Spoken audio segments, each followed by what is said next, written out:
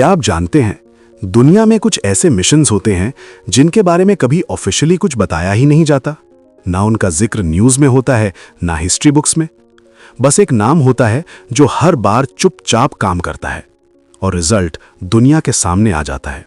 ये कहानी है रिसर्च एंड एनालिसिस विंग यानी रॉ की, एक ऐसी एजेंसी जो शैडोज में रहकर देश की हिफाजत करती है। आज आप सुनेंगे कुछ ऐसे रियल ऑपरेशंस जो इतने साइलेंट थे कि दुनिया को पता भी नहीं चला और हिस्ट्री बदल गई। 1971 साउथ एशिया में एक बड़ा क्राइसिस चल रहा था। ईस्ट पाकिस्तान में लोगों पर अत्याचार हो रहा था और लाखों लोग इंडिया की तरफ भाग रहे थे। सिचुएशन बहुत सीरियस थी। यहीं पर रॉ ने अपना सबसे इंपॉर्टेंट कोवर्ट मिशन स्टार्ट किया। उन्होंने मुक्ति बाहिनी नाम के लोकल रेजिस्टेंस फाइटर्स को सीक्रेटली ट्रेन किया। उन्हें वेपन्स दिए गए, कम्युनिकेशन सिखाया गया और सबसे इंपॉर्टेंट, उन्हें स्ट्रैटेजी दी गई। ये फाइटर्स पाकिस्तान आर्मी के अगेंस्ट गुरिल्ला वॉर लड़ने लगे। रेलवे ट्रैक्स उड़ा दिए गए, ब्रिजेस डिस्ट्रॉय किए गए और सप्लाई लाइंस तोड़ दी गई। पाकिस्तान आर्मी धीरे धीरे वीक होने लगी, बिना समझे कि यह सब कैसे हो रहा है। जब दिसंबर 1971 में इंडिया ने ऑफिशियली वॉर ज्वाइन किया, तब तक ग्राउंड सिचुएशन ऑलरेडी चेंज हो चुकी थी। सिर्फ 13 दिन के अंदर पाकिस्तान आर्मी ने सरेंडर कर दिया और एक नया देश बना, बांग्लादेश। इस विक्ट्री के पीछे सिर्फ आर्मी नहीं, रॉ की प्लानिंग भी उतनी ही इंपॉर्टेंट थी। अब चलते हैं हिमालय की तरफ। सियाचिन ग्लेशियर, दुनिया का सबसे ऊंचा बैटलफील्ड, जहां जिंदा रहना ही सबसे बड़ी चैलेंज है। 1980s की शुरुआत में पाकिस्तान सीक्रेटली सियाचिन पर कब्जा करने की प्लानिंग कर रहा था। उन्होंने फॉरेन माउंटेनियर्स को परमिट्स देना शुरू किया ताकि अपना क्लेम स्ट्रॉन्ग कर सकें, लेकिन रॉ ने उनकी मूवमेंट्स को ट्रैक किया।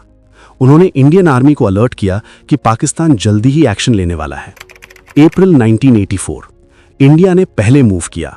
इस मिशन को नाम दिया गया ऑपरेशन मेघदूत।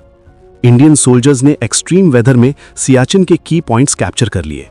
पाकिस्तान हैरान रह गया क्योंकि उनका प्लान एग्जीक्यूट होने से पहले ही फेल हो चुका था। आज भी सियाचिन पर इंडिया का कंट्रोल है और ये एक साइलेंट इंटेलिजेंस विक्ट्री थी। अब बात करते हैं एक और सीक्रेट प्लानिंग की, जिसमें पूरी दुनिया को कंफ्यूज कर दिया गया। 1998 इंडिया ने न्यूक्लियर टेस्ट करने का डिसीजन लिया, लेकिन प्रॉब्लम यह थी कि अमेरिका और दूसरे कंट्रीज के सैटेलाइट्स इंडिया के हर मूवमेंट को मॉनिटर कर रहे थे। अगर उन्हें स्लाइटेस्ट हिंट मिलता तो इंटरनेशनल प्रेशर इतना बढ़ जाता कि टेस्ट रुक सकता था। यहां रॉ ने एक हाईली सीक्रेट प्लान बनाया। साइंटिस्ट को अलग अलग रूट से ट्रैवल करवाया गया, उनकी आइडेंटिटी तक हाइड की गई। इक्विपमेंट को कैमोफ्लेज करके रखा गया ताकि सैटेलाइट इमेजेस में कुछ अनयूजुअल ना दिखे। और फिर 11 मई 1998 इंडिया ने सक्सेसफुली न्यूक्लियर टेस्ट कर दिया। इस मिशन को दुनिया जानती है पोखरण न्यूक्लियर टेस्ट्स के नाम से। दुनिया शॉक में थी। उन्हें समझ ही नहीं आया कि इतना बड़ा ऑपरेशन उनकी नजरों के सामने कैसे हो गया। यह सीक्रेसी और प्लानिंग का परफेक्ट एग्जाम्पल था। अब एक और साइलेंट फ्रंट, श्रीलंका। 1980s और 90s के दौरान LTTE नाम का मिलिटेंट ग्रुप बहुत पावरफुल हो गया था। यह सिचुएशन इंडिया के लिए रिस्की थी। रॉ ने यहां एक कॉम्प्लेक्स इंटेलिजेंस नेटवर्क बनाया। अंडरकवर एजेंट्स, लोकल इन्फॉर्मर्स और सीक्रेट सर्वेलेंस के थ्रू LTTE की एक्टिविटीज ट्रैक की गई। उनके कैंप्स, उनके रूट्स, उनकी फंडिंग, सब पर नजर रखी गई। यह काम बहुत डेंजरस था क्योंकि हर वक्त एक्सपोजर का रिस्क था। फिर भी रॉ ने अपना रोल प्ले किया और ग्राउंड सिचुएशन को समझने में इंडियन एजेंसीज की मदद की। अब एक और इंटरेस्टिंग चैप्टर, पाकिस्तान का कहूता न्यूक्लियर फैसिलिटी। 1970s में पाकिस्तान अपना न्यूक्लियर प्रोग्राम डेवलप कर रहा था। इंडिया के लिए यह एक सीरियस कंसर्न था। रॉ ने कहूता पर क्लोज मॉनिटरिंग शुरू की।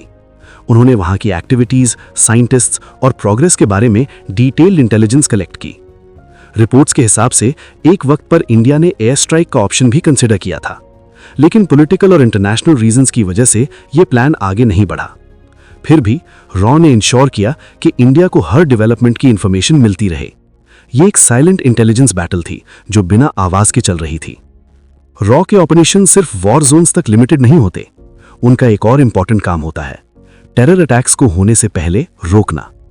कई बार ऐसा होता है कि एक अटैक प्लान होता है लेकिन वो कभी एग्जीक्यूट ही नहीं होता क्योंकि किसी ने पहले ही उसे डिटेक्ट कर लिया होता है।